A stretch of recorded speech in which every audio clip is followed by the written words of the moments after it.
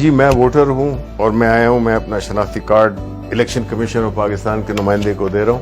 انہوں نے ویریفائی کیا.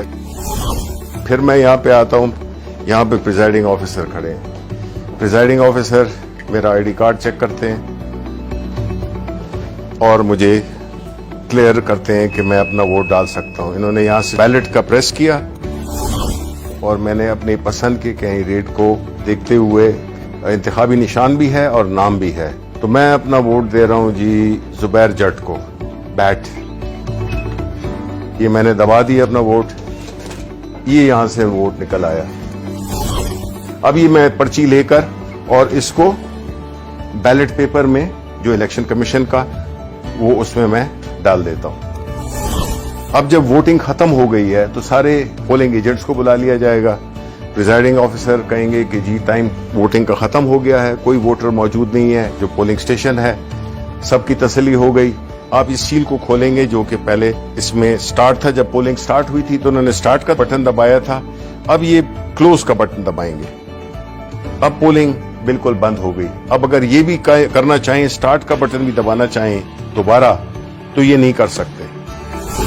اب کنسولیڈیٹڈ ریزلٹس چاہیے تو پریزائڈنگ آفیسر پھر آپ دبائیں ریزلٹس, یہ ریزلٹس میں, اور یہ آپ کی اسی وقت آپ کے پاس پورا جو بھی کینڈیڈیٹس تھے, یہاں پہ چونکہ زبیر جٹ کو ایک ووٹ پڑا تھا تو صرف ان کے آگے ایک ووٹ لکھا ہوا ہے, باقی کسی کا کوئی ووٹ نہیں تھا.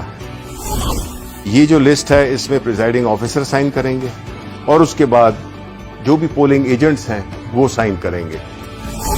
ہم نے پھر ایک اپلیکیشن ڈیولپ کی ہے جس میں کہ جو کیو آر کوڈ ہے اس کو جو پریزائڈنگ آفیسر ہے اس کے پاس اس کی اپلیکیشن ہوگی, وہ اس کو سکین کرے گا.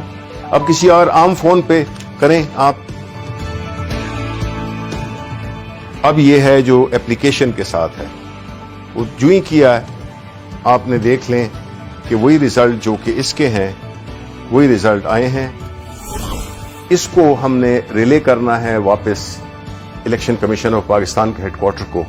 وہ پھر ایک ٹیکنالوجی جس کو کہ بلاک چین ٹیکنالوجی کہتے ہیں, اس کے استعمال سے کچھ سیکنڈ میں یہ جو ہے تو ریلے ہو جائے گی اور پہنچ جائے گی ایک بہت ہی چھوٹی فائل کی صورت میں, کلو بائٹس میں میرا خیال ہے, کلو بائٹس میں پہنچ جائے گی. تو نہ سسٹم بیٹھے گا اور نہ کوئی اور کمپلیکیشن آئے گی.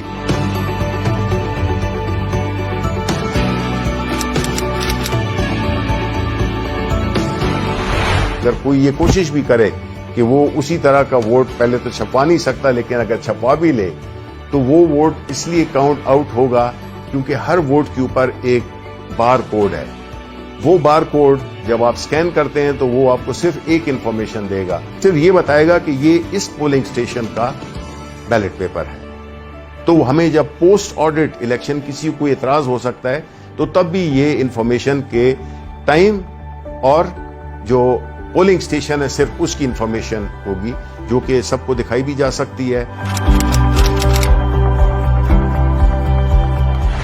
بلاک چین ٹیکنالوجی کا جو بنیادی کانسیپٹ ہے وہ یہی ہے کہ اس کو چونکہ ملٹیپل اس کی لیجرز ہوتے ہیں تو اس کو کوئی چینج نہیں کر سکے گا, آلٹر نہیں کر سکے گا. تو اس لیے جو مسئلہ تھا آر ٹی ایس کا جس کی وجہ سے اس کو اس پورے عمل کو ایک بدنامی کا سامنا کرنا پڑا, اس کا حل بھی ہم نے نکال دیا ہے.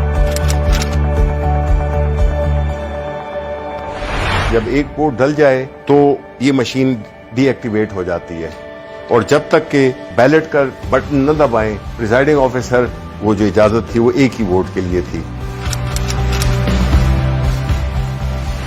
یہ صرف مشین نہیں, یہ پوری ایک سوچ کی تبدیلی ہے, اس نظام کی تبدیلی ہے. لوگ دھونس کے ذریعے, پیسے کے ذریعے اور مختلف غیر قانونی ہتھ گنڈے استعمال کر کے وہ ہارے ہوئے الیکشن کو جیت میں تبدیل کر دیتے تھے اور جیتے ہوئے الیکشن کو ہار میں تبدیل کر دیتے تھے. چونکہ ایک سٹینڈ الون مشین ہے جس میں کہ اس کا نہ کوئی انٹرنیٹ سے تعلق ہے, نہ اس کا کوئی وائی فائی سے تعلق ہے, نہ اس کا کوئی بلوٹوتھ سے ہے, تو یہ بیرونی اثرات سے یہ بالکل مبرہ ہے. دوسری بات یہ ہے کہ اس مشین میں کوئی آپریٹنگ سسٹم نہیں ہے جس کی وجہ سے اس میں نہ بگز ڈالی جا سکتی ہیں, نہ اس کو ہیک کیا جا سکتا ہے. جو کوئی بدعنوانی ہو سکتی ہے یا کوئی شیطانی ہو سکتی ہے کہ کوئی اس میں ایلفی ڈال دے بٹنز میں, تب بھی اس کی مشین کی پرفارمنس میں فرق نہیں پڑے گا. کوئی کیل لگانے کی کوشش کرے تو بھی نہیں ہوگا، پن لگانے کی، پانی پھینکنے کی، کوئی اور لیکوڈ پھینکنے کی، اس کی پرفارمنس کو بالکل افیکٹ نہیں کر سکتا۔